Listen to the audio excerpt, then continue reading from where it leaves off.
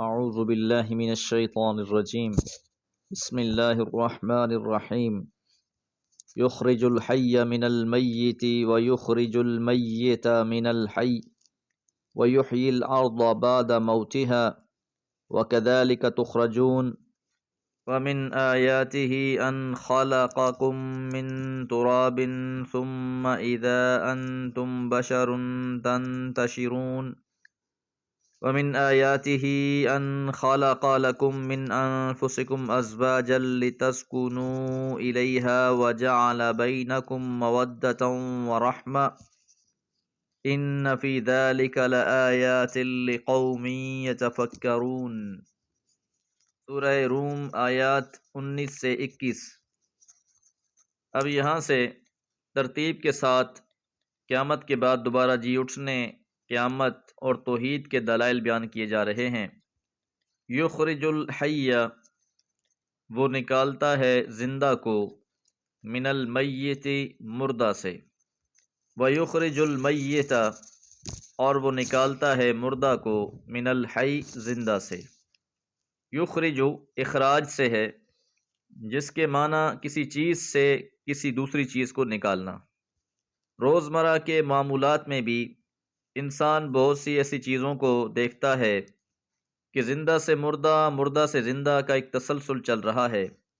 درخت زندہ ہے، اس پر لگنے والے بیج مردہ ہوتے ہیں، انہیں زمین میں بویا جاتا ہے اور پھر اس سے زندگی پیدا ہو جاتی ہے۔ مرغی انڈا دیتی ہے، بظاہر اس میں حیات نہیں، پر اسی انڈے کو اگر دوبارہ مرغی کے نیچے رکھ دیا جائے تو اس میں زندہ چوزے نکل آتے ہیں۔ ساتھ ہی اللہ تعالیٰ نے ایک اور مثال بھی دی، وَيُحْيِي الْأَرْضَ بَعْدَ مَوْتِهَا، کہ اللہ زندہ کر دیتا ہے زمین کو اس کی موت کے بعد، کہ زمین بنجر ہوتی ہے، آسمان سے بارش برستی ہے اور زمین سرسبز ہو جاتی ہے، لہلہانے لگتی ہے، تو خشک زمین مردہ ہوتی ہے، بارش کے چھینٹے پڑتے ہی اس میں زندگی نمودار ہو جاتی ہے۔ وَكَذَلِكَ، اور اسی طرح تخرجون، تمہیں بھی نکالا جائے گا۔ تو جس طرح باقی چیزوں میں زندگی نمودار ہو جاتی ہے، اسی طرح تم بھی اس دنیا میں تو مر کھپ جاؤ گے، لیکن روز قیامت پھر تمہیں نکال کھڑا کیا جائے گا۔ زندگی اور موت اللہ کے اختیار میں ہے، اس کے لیے زندہ کو مردہ کرنا یا مردہ کو زندہ کرنا کوئی مشکل کام نہیں۔ اسی بات کو ایک اور جگہ پر اللہ نے اس طرح بیان فرمایا کہ تم تمام لوگوں کا زندہ کرنا ایک انسان کے زندہ کرنے کے مترادف ہے۔ تو جو لوگ دوبارہ جی اٹھنے کے منکر تھے، انہیں عقلی دلائل پیش کیے جا رہے ہیں۔ وَمِنْ آیَاتِهِ، اور اس اللہ کی نشانیوں میں سے، ان خلقکم، کہ اس نے تم کو پیدا کیا ہے، من تراب، مٹی سے۔ انسان کی تخلیق کے حوالے سے اللہ تعالیٰ نے قرآن مجید میں مختلف جگہوں پر مختلف مراحل کا تذکرہ فرمایا ہے۔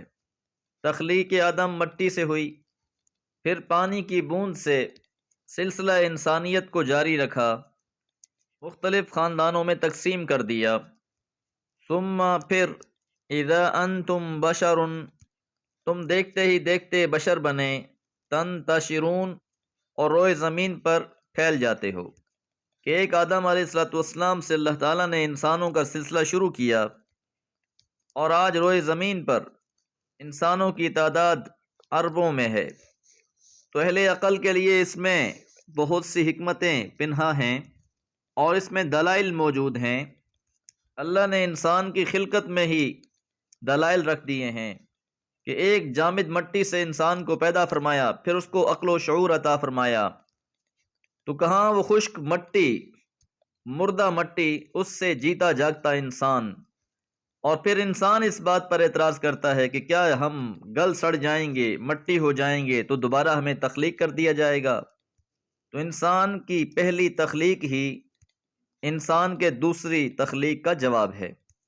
وَمِنْ آیَاتِهِ، اور اس کی نشانیوں میں سے، ان خلق، کہ اس نے تخلیق کیا، لکم، تمہارے لیے، من انفسکم، تم ہی میں سے، تمہاری جنس میں سے ہی، ازواجا، جوڑے، بیویاں، لتسکنوا الیہا، تاکہ تم ان سے سکون حاصل کرو، تو یہ اللہ تعالیٰ کی ایک عظیم الشان نشانی کی طرف توجہ دلائی جا رہی ہے کہ جو انسانوں کو اللہ تعالیٰ نے جوڑے جوڑے بنا دیا ہے تاکہ وہ ایک دوسرے سے تسکین اور راحت حاصل کریں۔ وَجَعَلَ بَيْنَكُمْ مَوَدَّةً وَرَحْمَةً، اور اس نے بنا دی تمہارے درمیان میں مودت، محبت اور رحمت۔ انسانوں کے درمیان میں محبت بنا دی، رحمت بنا دی۔ تو ان تعلقات میں بھی اللہ تعالیٰ کی طرف سے بہت بڑی نشانیاں ہیں۔ یہ اللہ تعالیٰ کی طرف سے عطا کردہ محبت اور رحمت ہی ہے کہ جس کی وجہ سے میاں بیوی ایک دوسرے کے لیے مشقت برداشت کرتے ہیں، ایک دوسرے کے لیے آسانیاں مہیا کر کے تسکین پاتے ہیں۔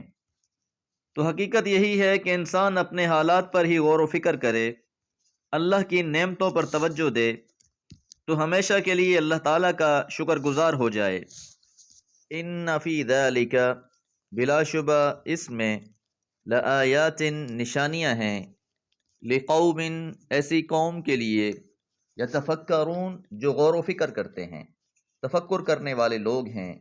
وہ بالآخر اس نتیجے پر پہنچتے ہیں کہ ہماری زندگی کا ہر معاملہ، ہمارے یہ شب و روز، ہمارے یہ تعلقات، ہمارا یہ جینا اور مرنا، اس میں اللہ تعالیٰ کی بہت سی نشانیاں ہیں۔ دعا ہے اللہ تعالیٰ ہمیں بھی صاحب فکر بنا دے۔ وما علیہ الا البلاغ۔